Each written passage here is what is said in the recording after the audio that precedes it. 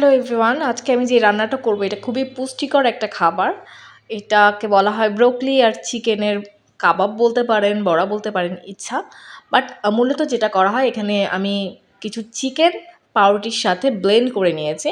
মোটামুটি আধা কেজির মতো চিকেন আছে, কিছু চিজ নিয়েছি, আর এখানে একটা ব্রোকলি আছে। ব্রোকলিটা ছোটো ছোটো করে কেটে নিয়ে তারপরে সিদ্ধ করেছি আমি, সাথে লবণ টবণ কিছু দেইনি। আর এটা মিক্স করার সময় আমি আদার গুঁড়া, মরিচের গুঁড়া এবং লবণ দিয়ে নিয়েছি, স্বাদ মতো দিয়ে নেবেন।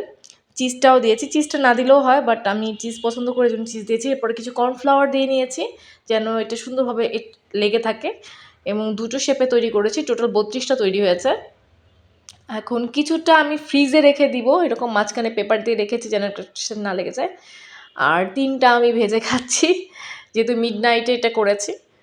এখন সুন্দরভাবে কেটে আপনাদের দেখাচ্ছি। এই জিনিসটা খুবই টেস্টি, বাচ্চারা খুবই পছন্দ করে, বড়রা পছন্দ করে। টিফিনে দিতে পারেন, রেগুলার খাবারের জন্য ব্যবহার করতে পারেন।